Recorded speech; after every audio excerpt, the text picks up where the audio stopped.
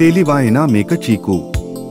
ఆహ్లాదకరమైన పచ్చని కొండల దగ్గర ఉన్న ఓ నిశ్శబ్దమైన గ్రామంలో చిక్కు అనే తెలివైన మేక ఉండేది. ఒక మైన ఉదయం జిజ్ఞాసతో మరియు ధైర్యంగా చిక్కు అడవిలోకి వెళ్ళింది. ఆమె అటుగా తిరుగుతుండగా ఆకులతో కప్పబడిన చోట నడిచి ఓ పతనంలో పడిపోయింది.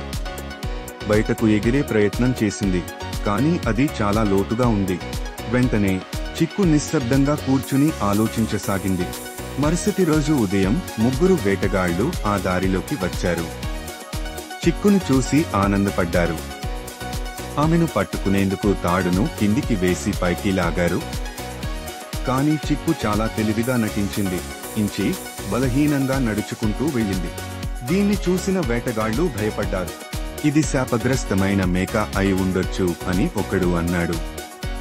వాళ్లు భయంతో చిక్కును విడిచిపెట్టి వెనక్కి వెళ్లిపోయారు. వాళ్లు తిరిగి చూసేలోపే చిక్కు అడవిలోంచి పరుగెత్తింది, లోపల మనసులో నవ్వుతూ. ఆమె తన గ్రామానికి తిరిగి పరుగెత్తి వచ్చింది. అక్కడ గ్రామస్తులంతా ఆమె ధైర్యం మరియు తెలివితేటల కోసం సంబరంగా చప్పట్లు కొట్టారు.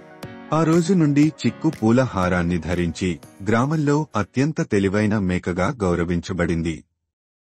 నీతి: తెలివిగా ఆలోచిస్తే ఎలాంటి సమస్యనైనా విజయంగా మార్చవచ్చు.